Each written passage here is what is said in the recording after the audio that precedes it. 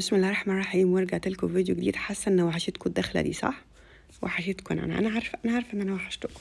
عموما تعالوا اقول لكم كده على كام سؤال بتسالوني عليهم ونعمل الديكور ده مع بعض. طبعا التوزيعات دي عملناها في لايف قبل كده، ارجعوا في اللايفات بتاعتنا هتلاقوني عامله التوزيعات بتاعه الشوكولاته دي. كانت مميزه جدا والحمد لله كانت سهله جدا، وقلنا كل تفاصيلها في اللايف الحمد لله. تمام. ده كان شكل الفينش بتاعها، وعملت حوار فكره الكيو ار كود دي عشان اي حد يجي يعمل كيو ار كود يعرف يوصل لي بكل سهوله. المرايه طبعا بتاعتنا اللي عملناها برضو مع بعض في لايف قبل كده. طيب ده الجورنال. الحمد لله تصميمنا وتنفيذنا، والكرسيين المشهورين بتوعنا. تمام.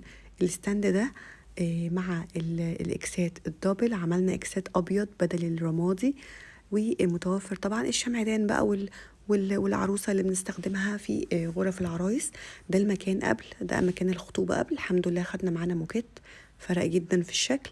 ده مكان سطح اوبن اير كده. طبعا الخوف بقى من الاوبن اير اليومين دول، ربنا يستر. انا عملت ايه؟ كان عندي بس مشكله في الستاند التاني، فانا خدت الستاند ده. لو انتوا فاكرينه كان معانا من زمان قوي. كان 3 متر وكان صعب جدا، بقى كتير جدا مستخدمتوش، فقلت بقى رجعه تاني لساحة المعركة يعني. تمام.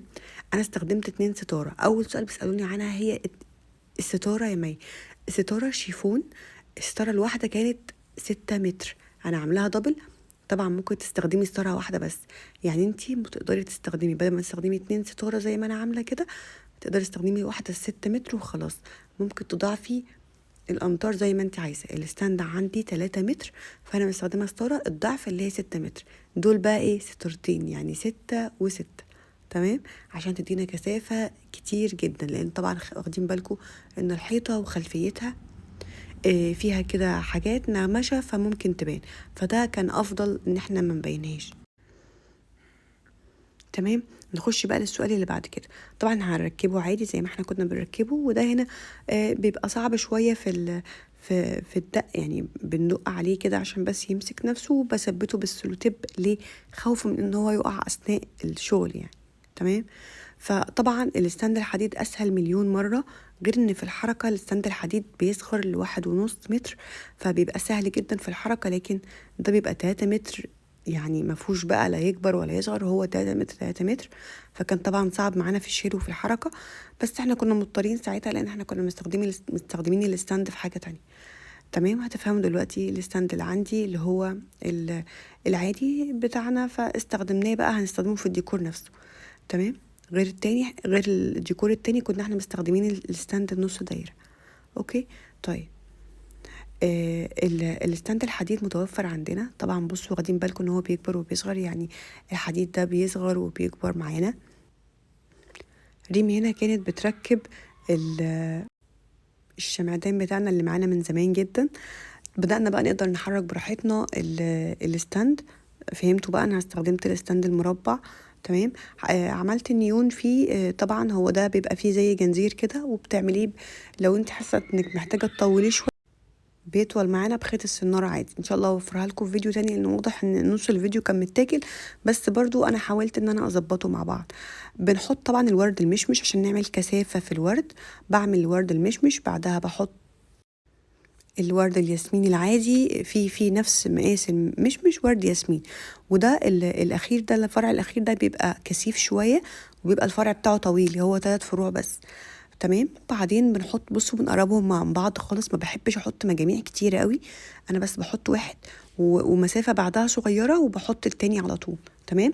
نحط شويه مشمش وشويه من اللي هو الياسمين. تمام. وبقفل بقفيز عادي جدا. ما استخدمتش نودلز، اللي محتاج يستخدم نودلز بحيث ان هو محتاج يزود ورد فيها طبيعي او ورد بلدي، بس انا ما استخدمتش نودلز بصراحه، انا ربطتهم كده على طول في بعض في الحديد. ده بيديكي كثافه كبيره جدا.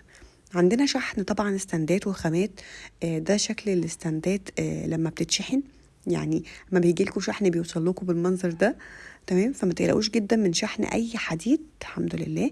وعندنا طبعا متاح نيون، ومتاح الكرسي، ومتاح، بصوا متاح كل حاجه في الفيديو، غير الخامات البسيطه اللي هي بتاعه المرايه والصواني الشبكه والحاجات دي كلها متاحه عندنا في اللينك تحت الفيديو. تمام. شكرا جدا انتوا لسه بتشوفوني. يا رب بس يكون استفدتوا من الفيديو، على اساس ان هو صغير شويه، بس احنا مع بعض، وان شاء الله مع بعض في لايفات كتير جدا الفتره الجايه. واستنوني بقى ان شاء الله.